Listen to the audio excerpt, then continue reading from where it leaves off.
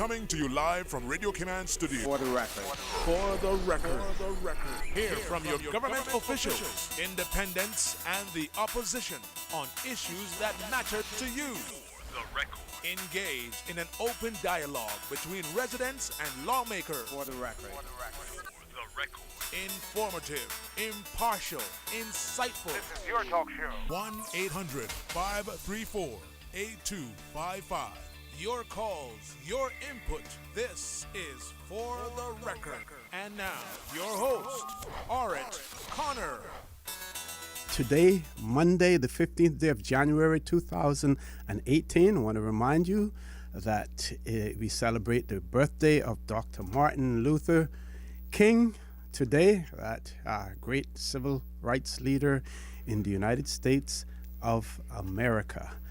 Before we go on to our topic and before I introduce my guests, I just want to read one message that we received from one listener, and it says, good morning, OC, the Smith Road Oval. I see people always going there getting water in bottles.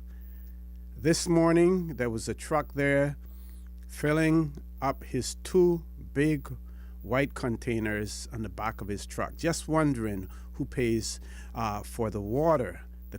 Those containers were very large. Not the market, okay. Questioning whether or not it's the market. No, they're saying it's not the market. It is the other building where they do cricket games. Thank you. Have a great day. So apparently water is on there.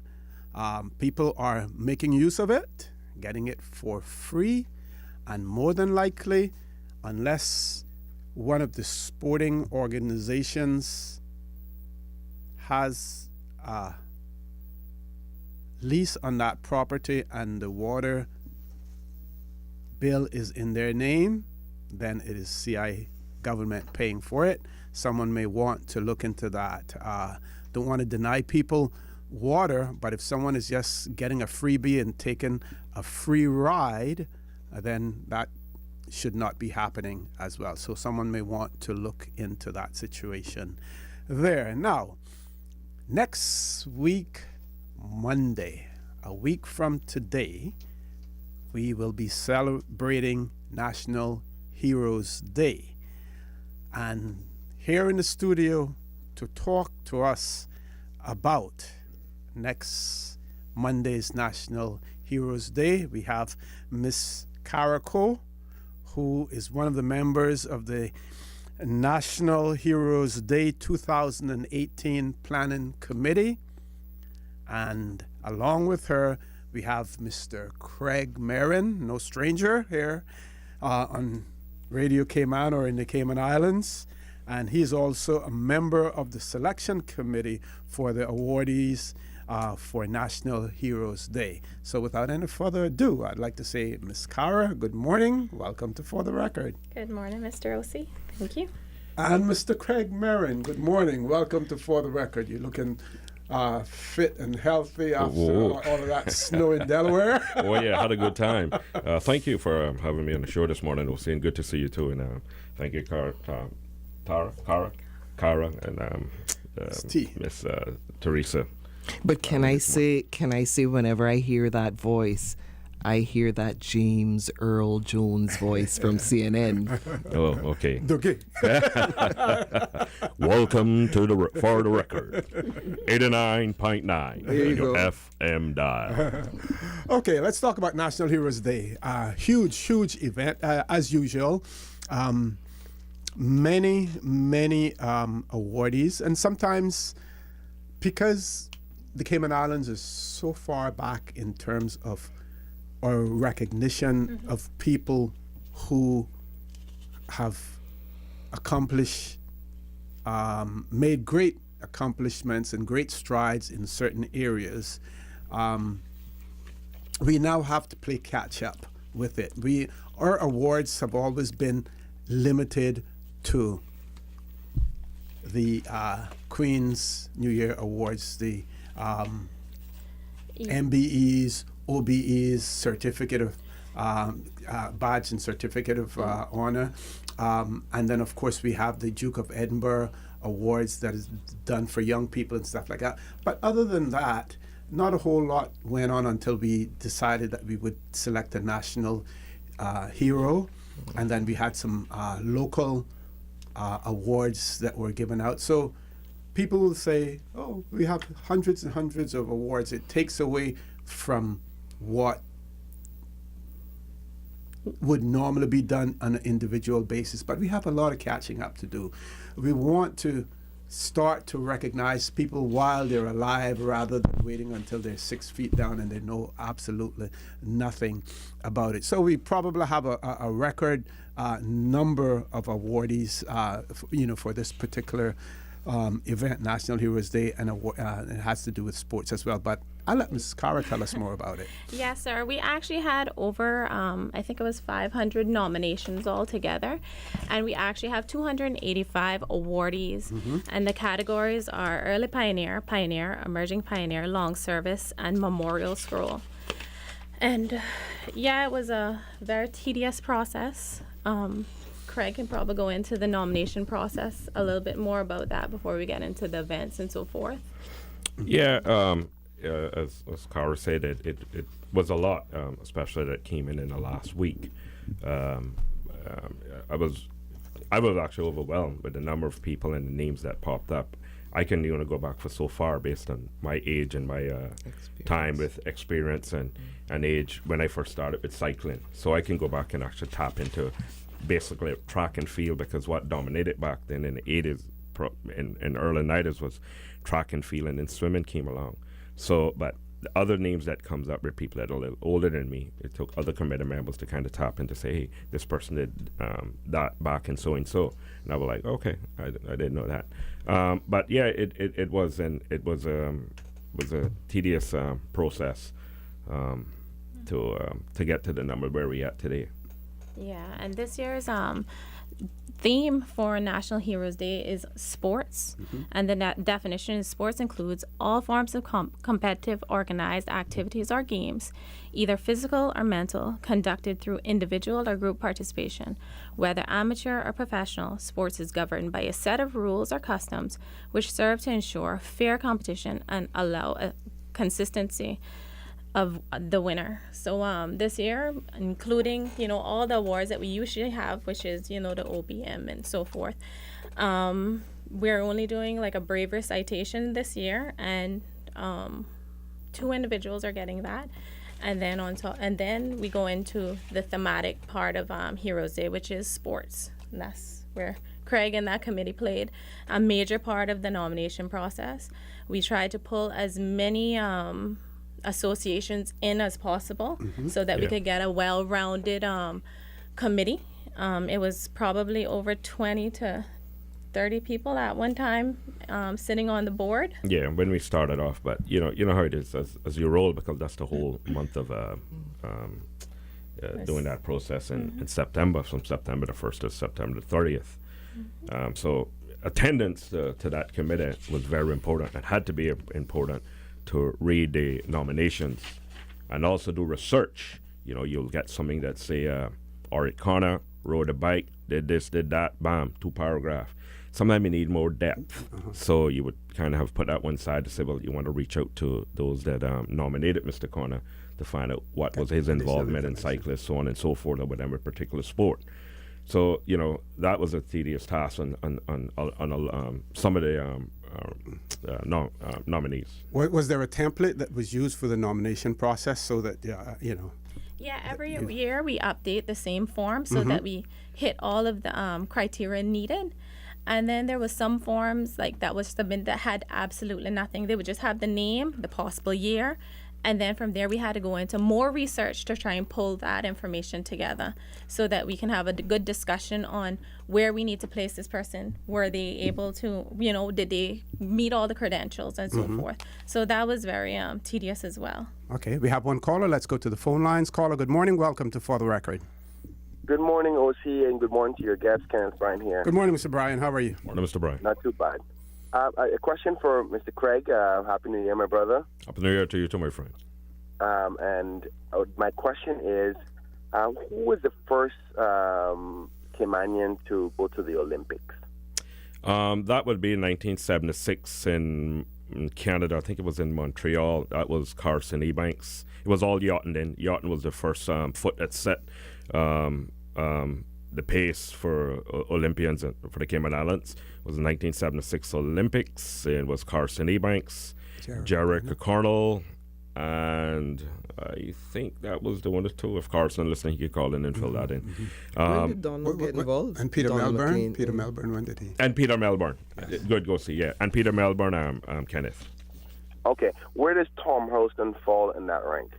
Tom went to the 1988 Olympics with me in Seoul, Korea, in track and field. Okay, just out of curiosity, was he one of the nominees? I don't know, boy. I don't know what Tom Holston. I spoke to Tommy, actually. We can actually look on the list and see. Is there a particular reason? No, I just asked because I knew Just he out was of curiosity. Okay. Out of curiosity, one of the first ones that went. I mean, within that first 20 people, I just wanted to know if he actually succeeded in getting nominated. But I guess that's all my question. Thank you. Thank you very much, Welcome, Mr. nice Bryan. day. Thank you. Okay, let's talk about the nomination process. People were invited to nominate individuals who they knew. Could you nominate yourself? Could you send in information on yourself, or that had to be done through someone else? I don't remember that, Tara. That bit. Well, I know for a fact that I think if you you could, had yes. nominations come in on yourself, if you had nominations coming in that were, you, for example, if Craig got nominated, I know he had to, while the process was being discussed, he had to leave the room. And then he would, before he left the room, he had to either say, if he accept or decline. Mm-hmm. If he declined, then you just move on to the next nominee.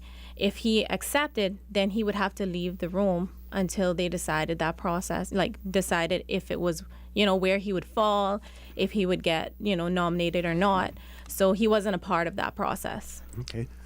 Were there any challenges when the selection committee had? I know you mentioned sometimes the absence of information, sufficient information for you to make a determination. Any other challenges?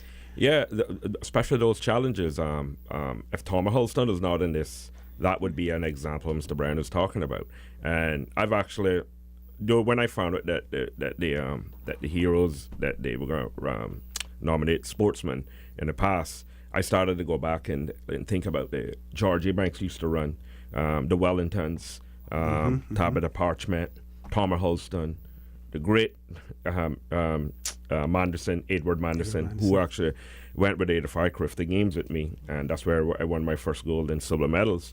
And all of these guys I tapped into to try to locate. Tabitha was one I contacted. I don't know if she was nominated or not, but it was actually the responsibility of family or members or the associations to gather that information, regardless who the fitting president or secretary is today.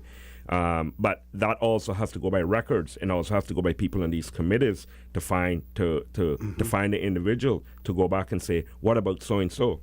Whereas my process was easy because I started with the association 36 years ago, from the time I was 14. So I got everything locked away in my archive, as you know, as far as cycling. But I could also go in and look at old paper clippings and go back and actually look at these guys. But wait a minute, nobody didn't nominate this one, that one, and this one. So I tried my best to locate these people. Personally, it wasn't my responsibility to do that, but to tell them to get nominated, to get someone to nominate them. Okay, we're going to take a commercial break now, folks. Please stay tuned. Lots more to talk about.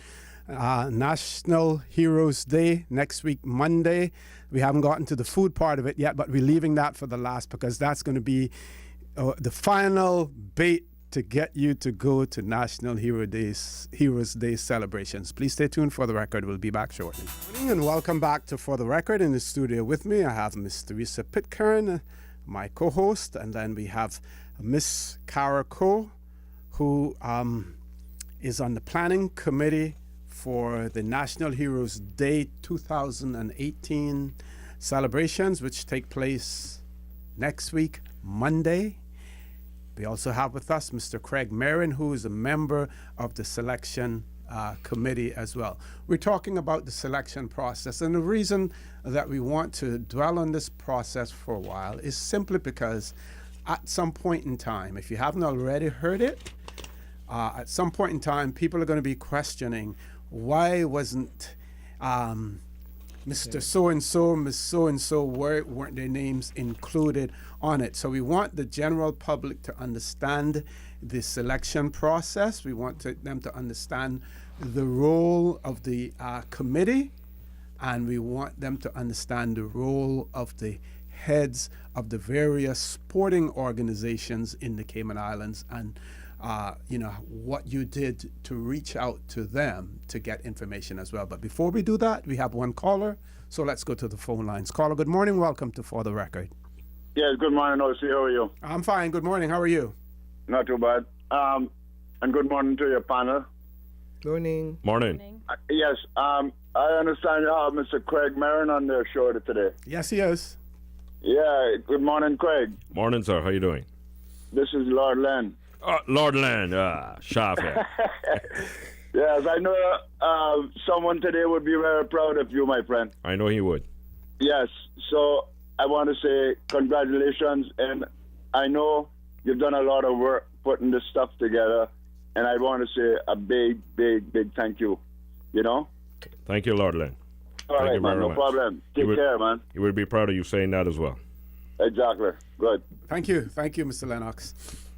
Okay, so let's go back to the selection process. Let's the whole planning for National Heroes Day. I would imagine that the planning stage starts immediately after the last Heroes Day, or probably maybe even before then. You're probably Yes, doing sir. two in tandem. Pretty much as the ceremony happens for the previous year, the premier announces what the theme is for the following year, and then that's when we all start kicking into gear of what we need to do, how we need to approach it, and so forth. And there's a basic framework for every National Heroes Day. So there's a category. There's early pioneer, emerging pioneer, long service, and memorial scroll. And that's the framework for the thematic National Heroes Day. And we pretty much stick to that theme. In the last couple of years, we've done the themes of tourism, agriculture, health services. And that has brought in a lot of nominations. And yes, sometimes the framework is it doesn't stick, because we had kind of a lot of difficulty with this year theme. But if you read the definitions, there is a place that justifies all of the nominations.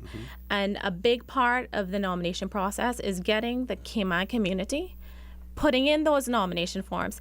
If you don't put in the nomination forms and you expect your neighbor to put in, or your colleague or your associate friend to say, oh well, definitely she'll get it, that doesn't necessarily mean the nomination form will get in. You're expecting someone else to do the work. For the nomination process, everyone needs to do their part and make sure that nomination process, that nomination or nominator is in. Anything you want to add to that, Mr. Mary? Yeah, and I could use me as an example, even I'm a recipient. I did all of my research for cycling, as you know, and you're a board member as well, that I did my research, and I knew who rode for Cayman and how they contributed. Some of those riders that won medals, that was part of the developmental cycling under the late Tate Gray, did not get nominated. Now, that's not the fault of the association or the committee. And I use in the Cycling Association as an example. I personally went out and I reached out to every one of those guys from the first day I heard it, and I got the call if I would be on the committee, and I accepted it. I said, okay, let me get my balls rolling out and reach out to my guys. I reached out to people like Tim Byrne, but Tim left the island many years ago. Tim, he's in California now. Is he still in California? I think he went back to Ireland. Okay. So people in my age bracket would remember the great Tim Byrne, who used to run, ride, and just dominate the sporting scene back in the early 80s. But he also was a lover for triathlete. And for example, Tim was one of them that I got a friend to try to reach out to Tim.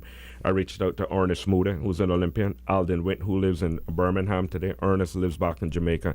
Everyone on the roof of cycling that I felt that had contributed, I gave them the chance to say, hey guys, here's the forms.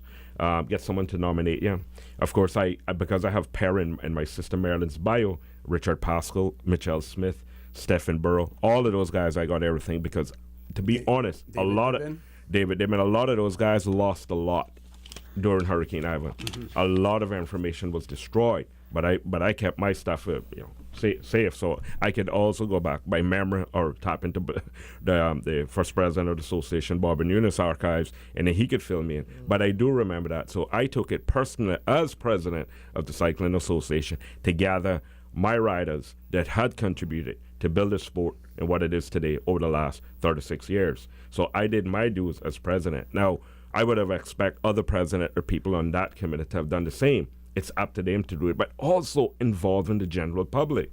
So I didn't go to every cyclist that contributed and sat down with them with a typewriter. Listen, man, if I had the time, honestly, I would have done that. But that's a lot of time and effort. The committee members that wasn't their responsibility per se. We have to get things nominated, get the process going, look on the applications, read off on what the person are saying about the particular athlete. If we need more information, put that in the tray for need more information. The ministry has several people in the background that would call the individuals or email, say Teresa nominate myself, they would call Teresa, well, we need to know a little bit more of this on Craig, blah, blah, blah, blah. So, that was a lot of process as well that went on with lacking information or more in-depth. So sometime what would happen, it would be hard to determine, is this someone that we can nominate to be a recipient, right? A lot of them actually fall, and this platform really don't have it, but like so for health and fitness, people that started the governor, what do you call it? The GIS run with Franz Anderson. Oh, yes, the wellness. And the wellness, people like yourselves that's in it for recreational health and fitness and promote that. But that doesn't fit into these categories. But you had a lot.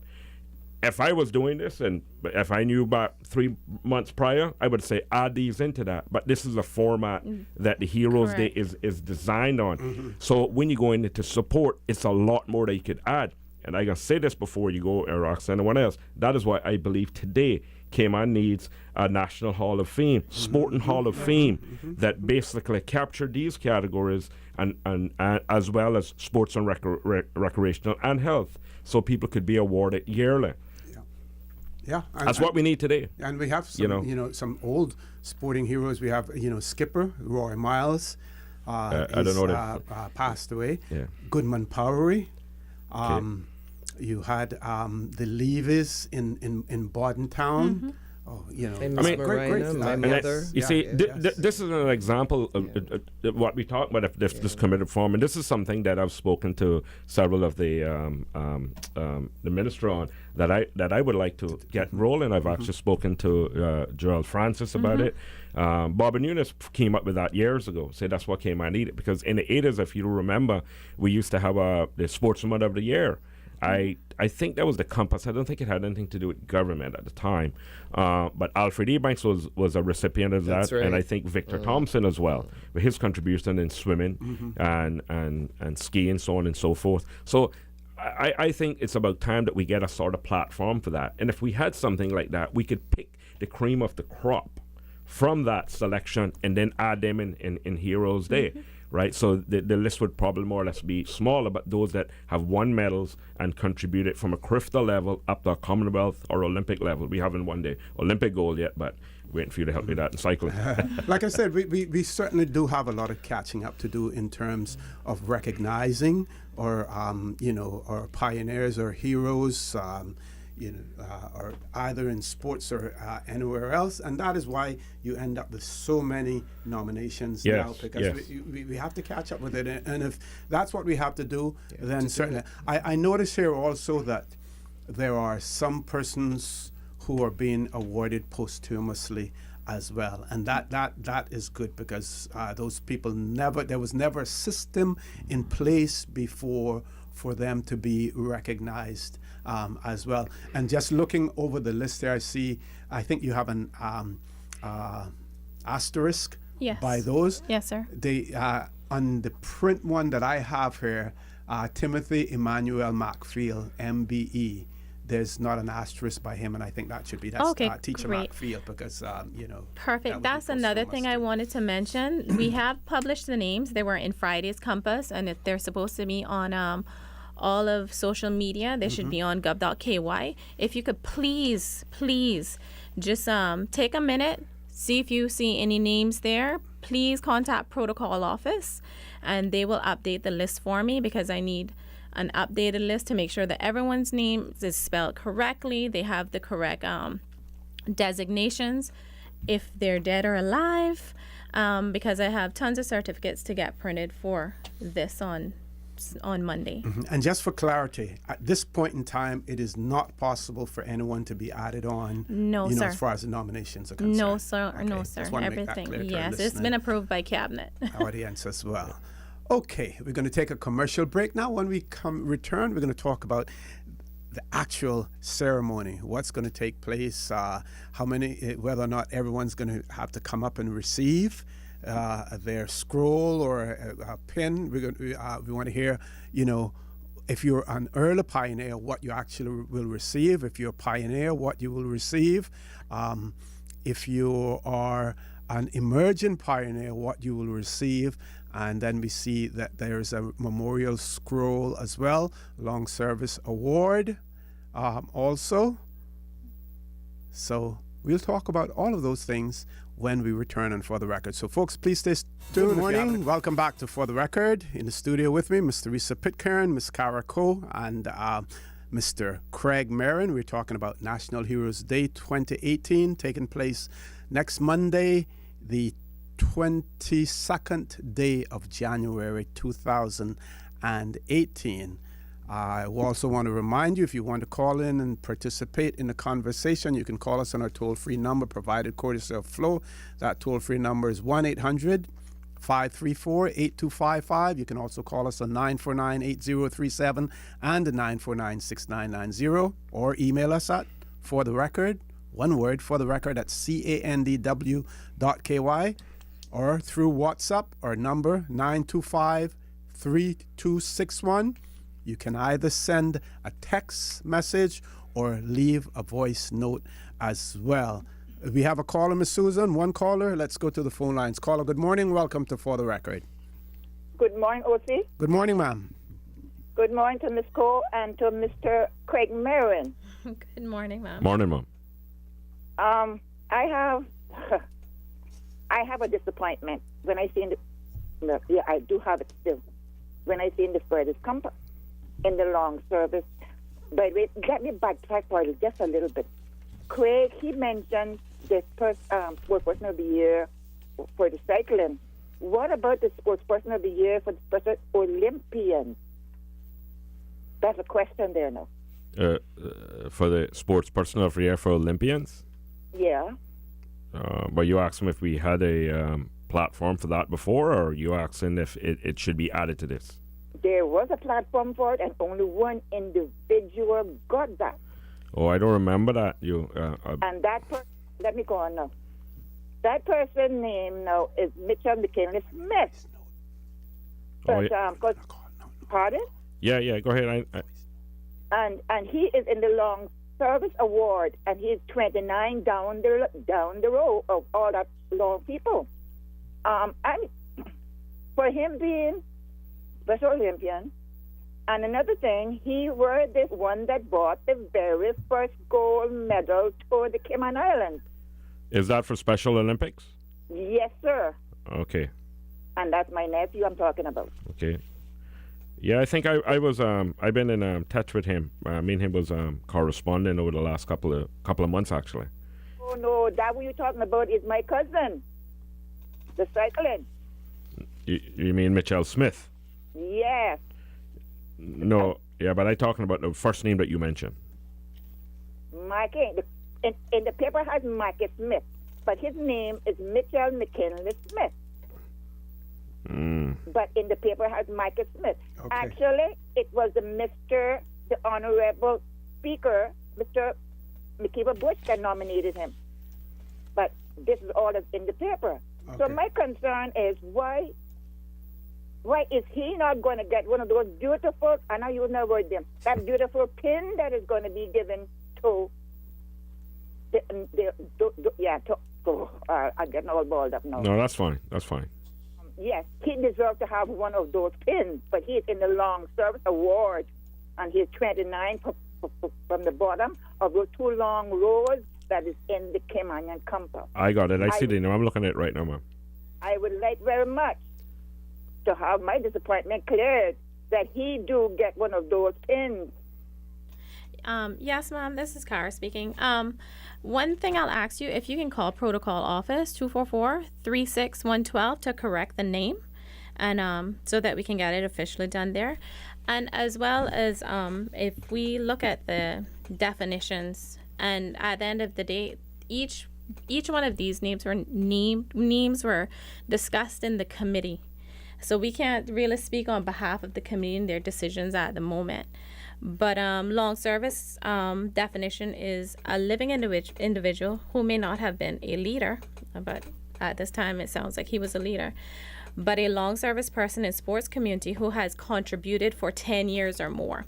So again, going back to what Mr. Craig said in regards to not having the category for these sports individual because of this templated Heroes Day, we did, I don't want to say miss out a lot, but we have had to place people in areas best suited, and only 75 people are awarded in total for early pioneer, and emerging pioneer. That's 25 each. Yeah, well, 25 in total, because you could have like maybe 15 in emerging pioneer, and you can have like 10 in early pioneer. So it's 75 insignias or medals in total that are being presented, and then memorial and long service will receive a certificate and recognition. And I know you've been doing this for a long time. For a couple of years. Can you just repeat that number, because we're going to let the caller go, but just repeat the number for the protocol office, the 244 number that you It's 244-3612. That's 244-3612. because you can then put the correct name on the scroll, irrespective Yes. of what has been published in the paper there, that what the person will actually receive will be the corrected Yes, version sir. of it. Yes, sir. Okay, Ms. Susan, any more calls? No calls. Question, I noticed in some areas we have founders of particular clubs as well. And tell us about the nomination process. Not only could individuals be nominated, but others as well? Groups. Yes, Groups? sir. Every nomination that comes in has to be considered. So if, for example, the Netball Association, well, there's the Cayman Islands Angling Club founders. That's a group of individuals that had to be considered. If all the associations had put in their nominations for those for themselves, then they would also be considered. So yes, sir. Not only individuals, but groups, and sports is a very group category. Okay, let's talk about what Like Daybreakers. each group each group would receive in terms of the memento that they will receive for the occasion. Early pioneers. Early pioneers, they receive a certificate and an insignia, which is the little the custom-made pin, and each one of those pins this year actually are defined.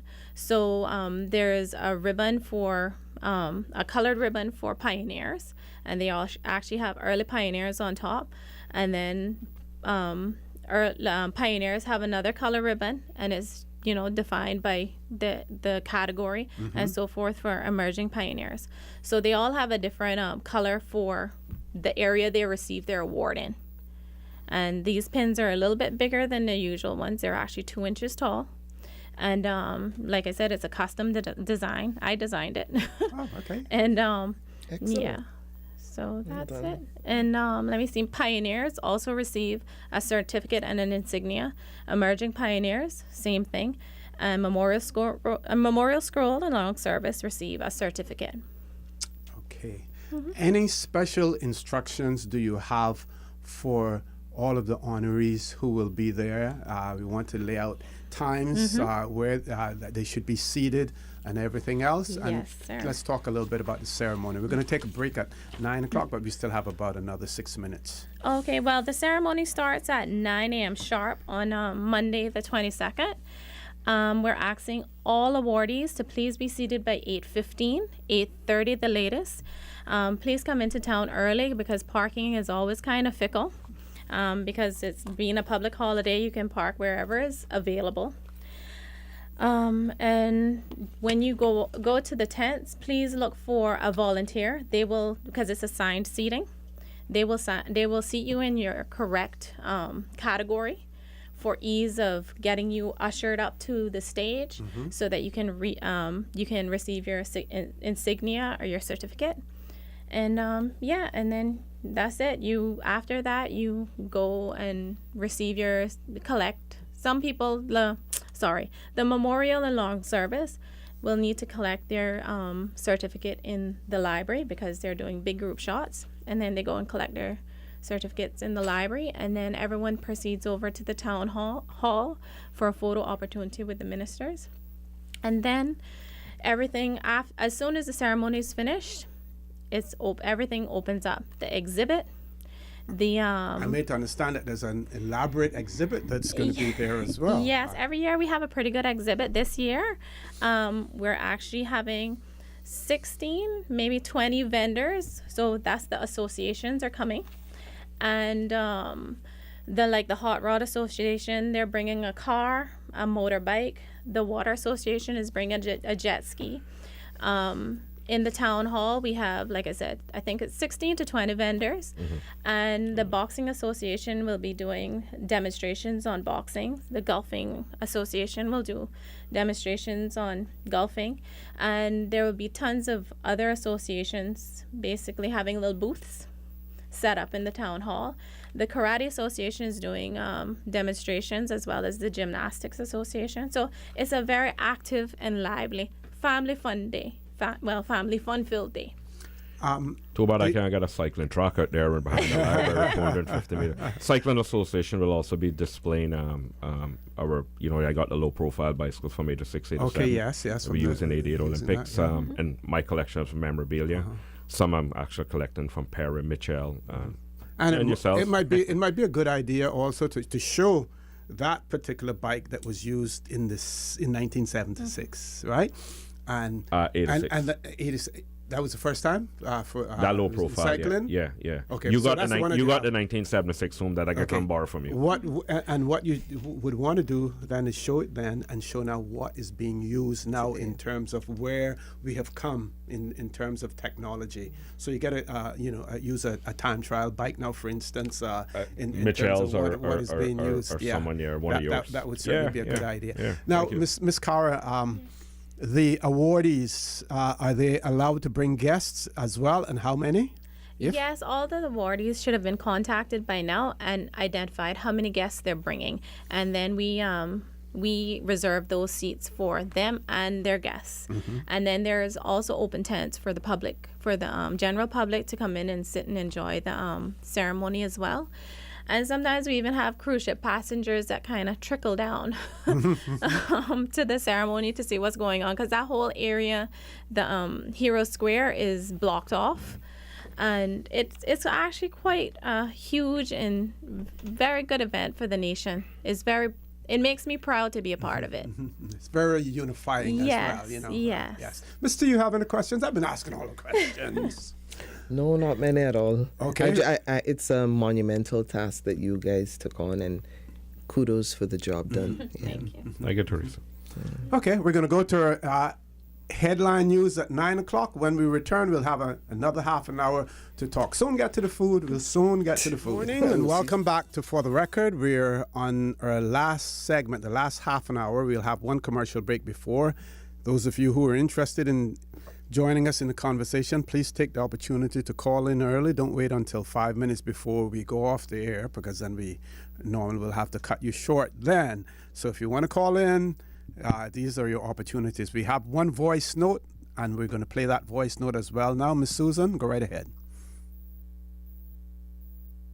Good morning, Mr. Connor, Miss Teresa, Craig, and the young lady that is there.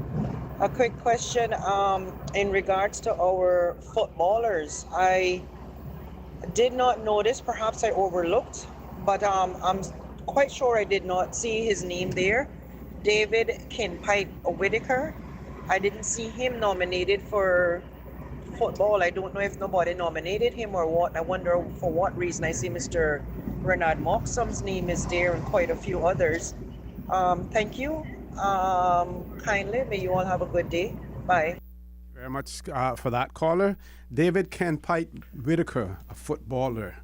The person said they don't see his name there, but we've explained again why.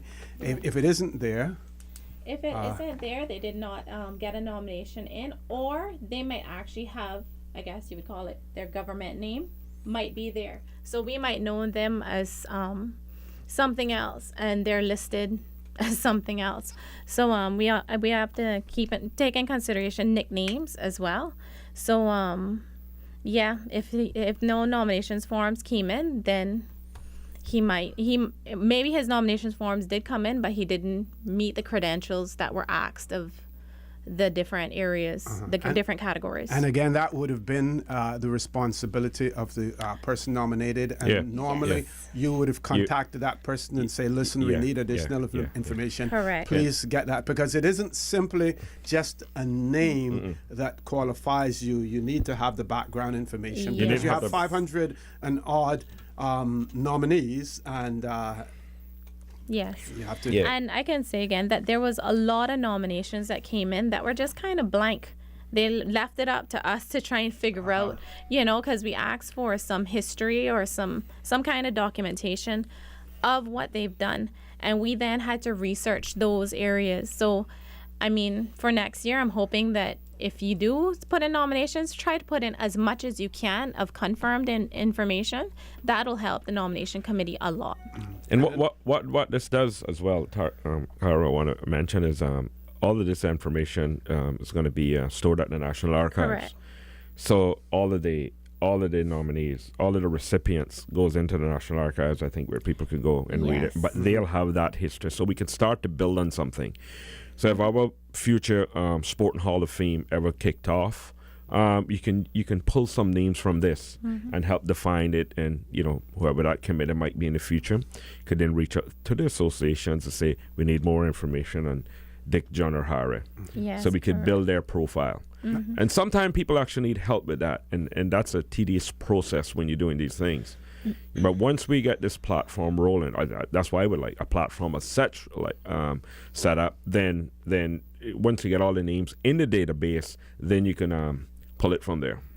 Now, Ms. Carr, you did say that next year, but next year you won't be honoring sports persons, will you? No, it'll be another else. theme. Yes, we won't know until the day of what the premier plans to announce. How do you define that? I mean, who comes up with it? You guys have like a We have a list of categories of like areas that need to be awarded. Like we've gone through 5 so far. Well, you got agriculture, thematic. health and service. Yes, tourism, education, youth, tourism. What else was there? What else could be added to that? We're actually coming down to the wire now. So there is a list that get pulled from every year. So that goes, I think, cabinet and the premier, and them decide what the next year's theme would be. Building and construction. Yeah, I was going to just say that. Have you ever had anyone in the construction It might be. Yes, it might, because that was a major part of Cayman's history. And I want to go back to also say that remember Heroes Day is about the heroes. And we also are recognizing the families of the heroes. So that's another major part of the ceremony that I just want to highlight real quick. Okay. Okay. The catering, the food, finger food, nice big Come on, plates, come on, have a Osi. cake. You're supposed to be on a diet. You know conchs, lobster, Conch wilks, soup, conch Turtle. stew, turtle. Fish rundown. Yeah, actually fish tea. So it's a lot of Cayman food there. There'll be heavy cakes. We're gonna get fat. We'll see. We're just trying to get on a diet now after the Christmas. So that's one of the major highlights of of National Heroes Day. You go home happy. So yeah, we have tons of vendors that will be out there. They'll be set up in the bus stop area next to the library. And yeah, there'll be ice cream, there'll be popsicles for the kids. There'll be entertainment in that area as well. So there's a live band and steel pan that'll be in that area. Tons of food, like I said. And all of that opens directly after the ceremony. We Okay. don't open the food up until then. And yeah, it should be a very, like I said, lively National Heroes Day this year. We're hoping that there won't be inclement weather, but in the event of inclement weather, what is the fallback? In the arrangement? event of weather, we will move everything to Cayman First Baptist, right across from Lion Center. Okay. So everything moves there, but you need to make sure to listen to the radio in the morning, so that the announcement will take place, and the food and the ceremony will move there. The exhibit will have to stay at the town hall. So, and then from there, people can make their way to the town hall to be a part of the exhibit. Okay. So, yeah. Now, we know these days everybody has a smartphone with a camera on it, so they're Yes. going to take their own pictures. But any thought given to having, I'm sure GIS will have their photographer Yes. there. But sometimes you see some events where there's an event photographer, and you can then get that person's details and actually purchase photographs from them afterwards. Anything like that will be available? Yes, we actually have a photo booth set up into the town hall. Great. And that's for the awardees to have an opportunity to take a photo with the ministers and the premier, and with their families as well. And there'll be a gentleman there, a photographer. He'll have business cards and so forth, and you can get a business card from him. The photos will also be on Protocol Facebook, so you can look for the photos there as well and tag yourself there. Okay. Excellent. The, Craig? one of the sorry, Mr. Yeah, No, Teresa. I was just You were somewhere on air. Milo and condensed milk, but Carnation. you see what he's like. One of the things that I thought that perhaps I would touch on is the nature of our community, and especially having listened to the couple of callers that we had. Our community, we're comprised of folks that are shy, and not everyone can speak for themselves. And even though we live in an age where we're techno-savvy, not all people are, especially the older generation. So you run the risk of losing persons who may have contributed significantly to sports, for example, by not taking into account the way we are built, the way we think. Some people don't speak for themselves. If, for example, I didn't have access to a computer or the fancy phones, but I wanted to nominate someone in their 50s or 60s who is equally not techno-savvy, what opportunities would I have had to nominate that individual, even though it was advertised in the papers? So you run the risk of losing that population of persons who could have contributed to the process. The other thing is we live in an age where everything needs to be transparent, and because our community is necessarily small, you want to ensure that the process, and I'm not questioning the process at all, all I'm saying is that we're a small, sensitive community, and people might say X got nominated, but Y didn't. If there's a process where it's clear that it's transparent and it's open, and people don't, it reduces that opportunity to raise speculations that takes away from the beauty of what you're trying to produce. So, those are two comments that I would raise just having listened to the conversation today. And many of the people who contributed to sports were actually teachers. The same way in which you spoke to people like Tim Byrne coming from other communities, bringing their interests here, and they managed to develop it into something special. Many teachers brought their interest in sports to Cayman as well. And for example, I can think of the Tranters from Canada who actually started the long distance running with my school year. And then you got the Wellingtons in, and I can think of Millicent Blades, now King. She started netball again in my year, and I think I spoke briefly of Edward Miller and Mr. Ernest Foster, Mr. Eden, and Jerris. Those are people who started volleyball in a real sense here, picking us up in their trucks and so on. This is not, I hope this is seen as constructive criticism and not seen as taken away from the effort that you have I mean, it's clear you guys have done a lot of work. But because our community is not yet at that place where we're communicating in a way that, avoids some of the issues that you raised, Craig, those are other things I think that we may want to consider when we take this project forward. Sure. Yeah. You did have hard copy applications too as well. Yes, though. sir. Yeah, I was just going to get they were into that. they were available. I took it and emailed a lot of people. As you know, I think I sent one to you. But to your point, Teresa, I think you sent it up to all your members of. Yes. I kept on pumping that out. Yeah. Yeah. In your feedback just now, if people are not savvy with the technology like a laptop, computer, a phone, WhatsApp, etc., what we use today to communicate, and person might have been older, they could ask a family member or someone. Sometimes we don't know that. I'm not going to know that. Of course not. It's for them to tap into then, and this. I think this process would be is an easy one because it falls on sport.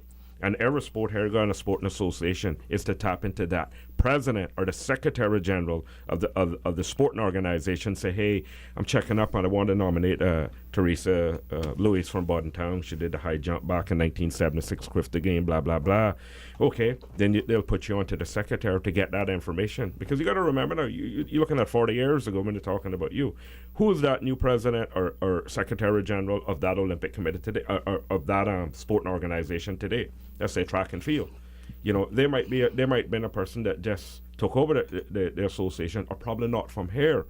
So this is the part they have now to look into, try to help you with that. There's a breakdown, obviously, in communication, partly because of the way we are wired culturally, partly also because of the leadership at the helm, because many people that are involved in sports, and I speak from the position of football where I see my kids are involved in squash, people aren't really paid to do what they do, and they volunteer out of the kindness of their heart.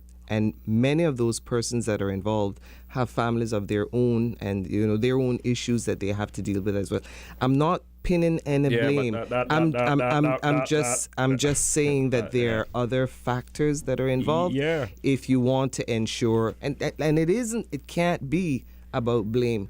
It has to be about observing the landscape and how best to navigate it successfully. Yeah. And that's all I'm saying. No, and I agree with you totally, Miss Teresa.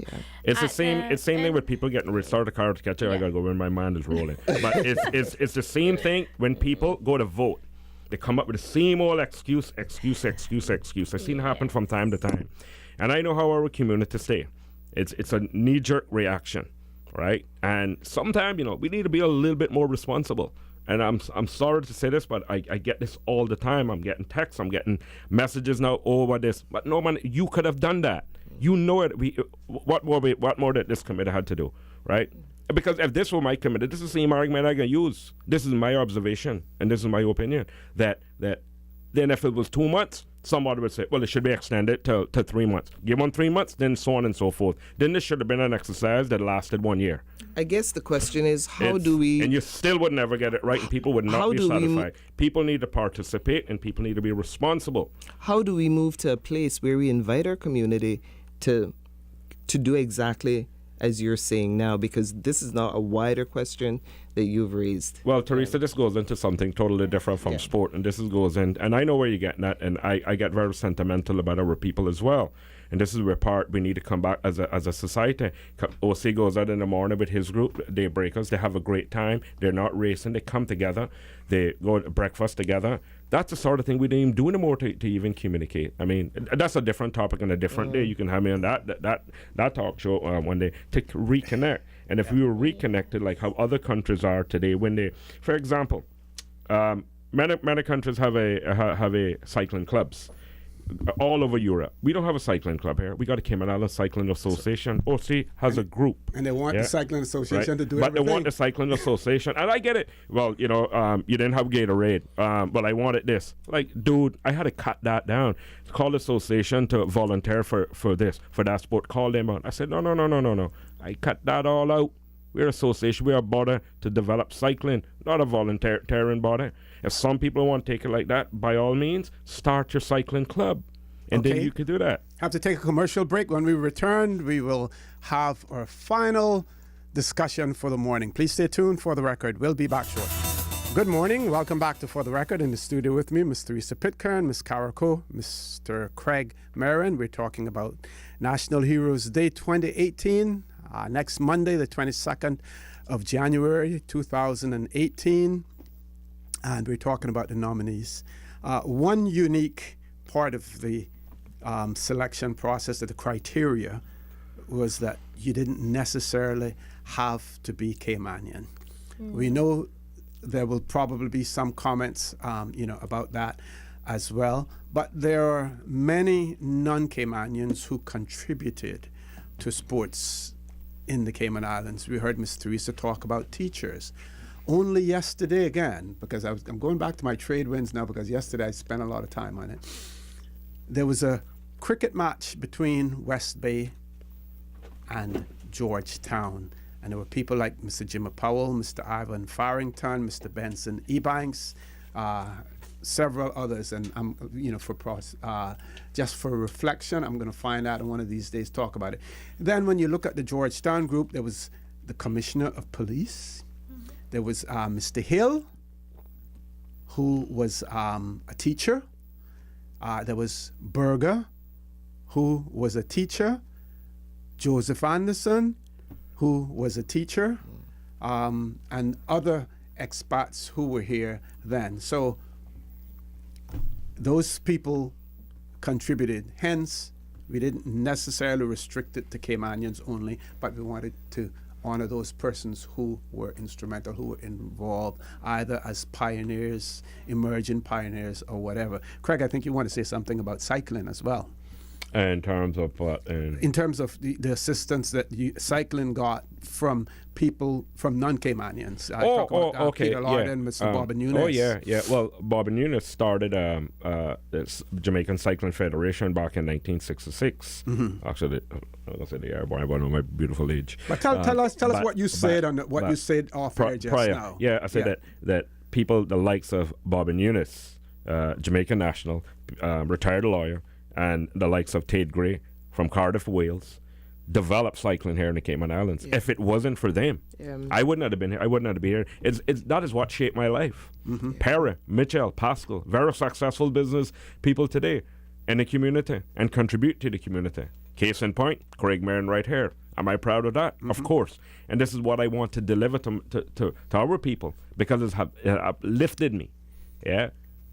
And it actually touches too on the contentious issues of expat versus Caymanians, and these are mechanisms that we can use to bridge that gap and start to have that conversation. Someone sent me a text saying that we need to have the district council up and running to have some access to the public, or they were also talking about access to public libraries for those wishing to make submissions, and also there's a whole bunch of comments that's been coming in as well. Yeah. But the key communication. I mean, we talked off air also about the level of volunteerism that went into this as well, Cara. Yeah, we have tons of volunteers, and I want to say a special thank you to everyone who was involved, from the ministry to protocol office, cabinet office, the premier's office, GIS, where I'm from. And like I said, this is my volunteer time now as we speak, because I don't necessarily have to do this, but we're always looking for volunteers. If you're interested, we have a lot of volunteers in the civil service, from teachers who volunteer right across the board, to HSA to DOE. And there's tons of people that put a lot of hard work into this to make this happen. So, I want to say thank you. Congratulations to you all. I know you have. I was very impressed by how this whole process. We all come together, and then going back onto the nomination process in regards to availability, all forms were in the newspaper. They were at all district admin buildings. They were mailed over to Cayman Brac, Little Cayman. As far as we could reach, I hand delivered to post offices, coffee shops, wherever I went, supermarkets, wherever I went, I dropped off a batch. and I know a whole lot of other people did. The committee, the nomination committee, plays a major part in this, in getting those people, because they know the people, they know the sports people. Not necessarily I would know them, but we try to basically put our arm as far as we can across these islands and internationally as far as possible. So yeah. One of the things I was just thinking about when you mentioned that, did they? I know we didn't do it, but thinking back now, we should have run before this selection process started. We should have kind of launched something in August to get the general public warmed up. Well, that's that's the point. Not after the fact, but prior. So once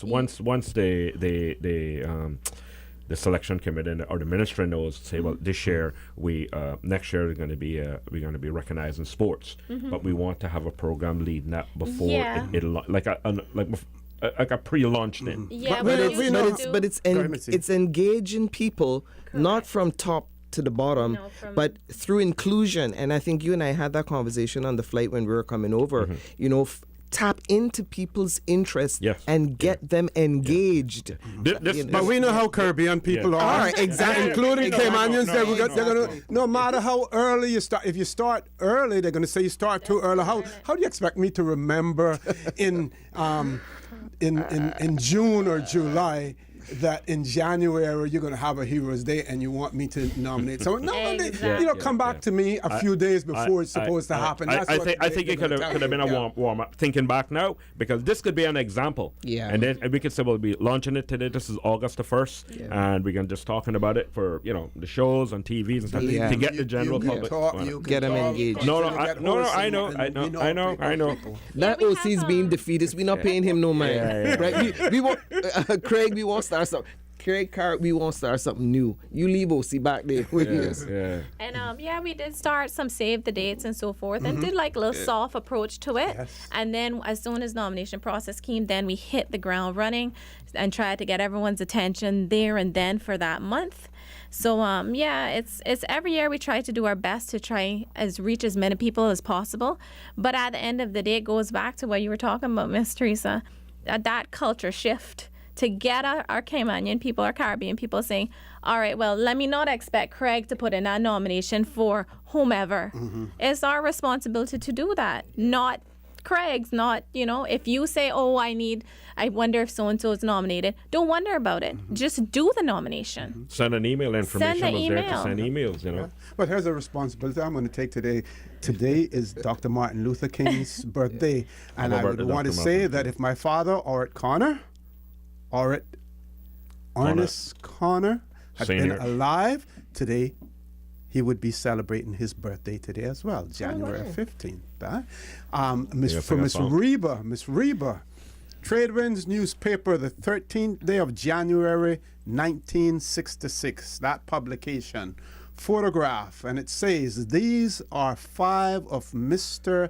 and Mrs. Lawrence Dilbert's 7 children, Eileen, 8, Reba, 10, Aldridge, 7, Deidre, 4, and Virgil, 18 months. Michael is not pictured. He is Tradewinds newsboy in West Bay. So I told her about that photograph. 1966, the 13th day of January, photograph there. On this picture right here is with my dad, Dukan Peterson Ebanks, known to all the street staff, taken on January the 12th, 1962. Look at the picture. By in the background where the government admin building is. Today, this is where part of the radio Cayman is. There you go. Focus on that. Bring that in. Bring that in. Lord Len, Duke for you. Any final reminders, Ms. Cara? Anything of note that we want to reiterate to our audience? Just to make sure to check the spelling and information on the list, the awardees that were published on Friday's paper. Like I said, they're on gov.ky and so forth. Contact Protocol Office if you have any amendments, 244-3612. We also have a National Heroes Day poster, which has all of tons of history that starts from 1929 that goes to present date in regards to big establishments in Cayman history in sports. So that'll be out there as well for a keepsake. The program as well will be a keepsake. And make sure to come out for all the food, the events, the vendors, the demonstrations, and listen to the radio for anything that might change, which I hope it doesn't rain because it's always a nice, Hero Square is always beautiful. So that's about it from me. Okay, and we will have participation of uniform groups as well there. Oh, yes, the scouts, the uniform parade, guides, the brigade, fire service, police, the band, all of that. Yes, the usual bunch, the brigades, like you said. They'll all be out there, so that'll be the parade part of it, and to open the ceremony, and there'll be the laying of the wreaths and honoring of the heroes, and then honoring of our new heroes, our new pioneers. And who will be handing out the various the certificates and pins and stuff like that? Because it's based on, it's thematic. So Miss Juliana, she'll be dealing with certificates and insignias, as well as Mr. Seymour, Honorable Seymour. Yeah. So those will be the two ministers involved, as well as the premier. Okay. So. I was driving, when I was driving down this morning, I was thinking, when we had so many great athletes in Cayman, they didn't have the opportunity to develop their potential simply because it was restricted to Cayman, to participating in Cayman and nowhere else. They didn't get that international exposure that our athletes are getting now. And I was wondering, and people are always asking Dr. McPhail and asking me, when did such and such happen? I'm curious to know when we actually developed a ministry and named a ministry with responsibility for sports in the Cayman Islands. That's a history question, for those people who like to engage themselves in trivia, and I'm one of those, to know when we actually dedicated or assigned the portfolio responsibility for sports in the Cayman Islands, when we actually started to take it serious, because like everything else, we get a late start, and as a result of that, we have to play catch up, and we want to try to avoid that. I want to thank you, Ms. Carr, for being here this morning. Mr. Craig Marin, I want to thank you as well. Thank you. Surprised me. I didn't expect that you were going to be here this morning. If not, we would have been talking earlier about it. Oh, Andrew broke his crank this morning. He showed it to me, and I gave him some options. Broke the crank, but he said he was having problems. But this morning was not a good morning. 80 got a flat. He said leaving Newlands, so he walked the bike home. Poor 80. In front of Savannah. Primary school? No, not Savannah Meadows. I hit a pothole because it was raining, and I heard a vehicle coming behind me, so I tried to get as far to the grass verge as possible. Hit a pothole, puncture. And I said, well, I have to be home. I need to be home by 6 because I have to be on the road before 6:30. I rimmed it home. Luckily, it was the front wheel, so I rimmed it. I just rode slowly and rimmed it home. Andrew had to pedal with one. Andrew pedaled with one leg. one leg. One leg from Cayman Crossing. At least the Hurleys and probably went further. They're right crank. But what you guys need to do, you guys need to switch to tubulars. Get rid of these clinchers. Somebody use clinchers. Nobody uses tubulars anymore. Yeah, at least you could rim it. Yep. Was it Mr. Bush in 2000 for sports minister of sports? I don't know. I'm just having one of those moments like Craig. It was before then. You got to speak the sports started. The ministry have responsibility whenever the minister started, but before the minister started, it was something on the sports. No, but he's speaking of from a sort of ministerial. Yeah. Well, whenever that ministerial stuff kicked off, But I must say, we talk about Mr. Bush and Mr. Liver Pearson. They were the two that I remember in the 80s that recognized sport, especially in cycling, because Mr. Pearson was one of the signatures of forming the Cycling Association. Okay. Thank you all very much. Thank you very much, folks. I want to thank you for allowing Radio Cayman, and by extension For the Record, into your homes, into your vehicles, as you traverse the busy roads of the Cayman Islands, into your places of work, whether it be an office cubicle or if you're working in the outdoors. I also want to remind you that we are our brothers and our sisters' keepers. There is always someone out there who's less fortunate than we are, and I ask you to extend a helping hand to them. If you can't do that, then I suggest you donate to a worthy charity, because we always want to consider those who who need, not necessarily those who want or even those who crave. I say to you, have a great day. Continue to support your radio station, Radio Cayman. Join Sterling, Dwayne Ebanks at 12 noon for Talk Today. Have a great day. And as usual, we ask the good Lord to bless these three beautiful, wonderful Cayman Islands.